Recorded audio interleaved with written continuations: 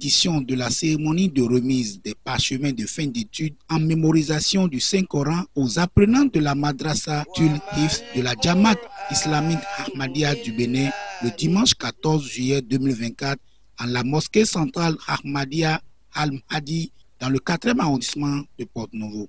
Une initiative de la Jamaat Ahmadiyya de promouvoir la lecture du Coran. Ce n'est pas seule qualité de la Jamaat islamique Ahmadiyya que de traduire le Saint-Coran dans différentes langues et le diffuser partout dans le monde sous la direction de notre chef spirituel, le 5e calife, Hazrat Khalifatul Masih Khamis, Ayyadahullah Ta'ala, Aziz. Mais en plus de cela, nos enfants mémorisent le Saint-Coran par cœur aussi. Nous avons reçu la permission du 5e calife du Messie promis, alayhi salatu wassalam, qui est notre chef suprême mondial, de démarrer la Madrasatul Hifz en 2021 avec la bénédiction d'Allah.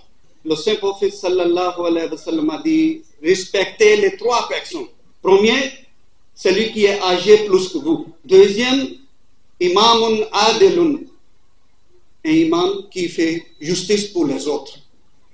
Et troisième, les gens qui ont mémorisé le Saint-Coran, c'est-à-dire que Hufaz, toujours il faut donner le respect. 9 récipiendaires sélectionnés des 12 départements du Bénin et de la sous-région. Une cérémonie marquée par la présence des majestés Bodagba Alomaoulé Lopon 8 de Porto-Novo, Nyangoro Swambou de Kika Tchaourou et de Onikoyi à Bessan, du représentant de l'imam central de la ville de Porto-Novo, des parents et amis. La tâche que ces enfants accomplissent est une tâche qui est très noble. Vous savez, ces enfants sont en train de réaliser une prophétie du Saint-Coran et une prophétie de notre bien-aimé prophète Mohammed sallallahu alayhi wa sallam. C'est très énorme. Ouais, le Saint-Coran dit dans le chapitre 15, verset 10, Inna nahnu nazalna dhikra wa inna lahu la hafizun. Très certainement, c'est nous qui avons fait descendre cette exhortation, c'est-à-dire Allah, et nous en serons le gardien.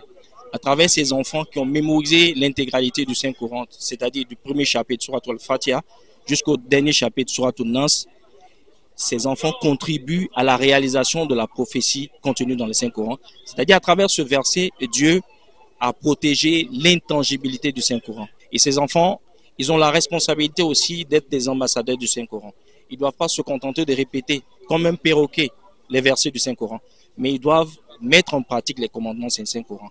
Parce que dans un hadith à caractère divin, le prophète Mohammed sallallahu alayhi wa sallam a dit qu'au jour de la résurrection, le Saint-Coran va intercéder auprès de ses récitateurs.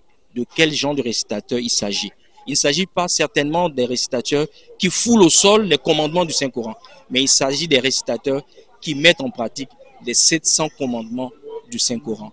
Et à cet effet, le saint fondateur de la communauté musulmane Ahmadiyya nous dit, celui qui de lui-même viole l'un des 700 commandements du Saint-Coran, il aura lui-même fermé, de sa propre main fermé, la porte de son paradis.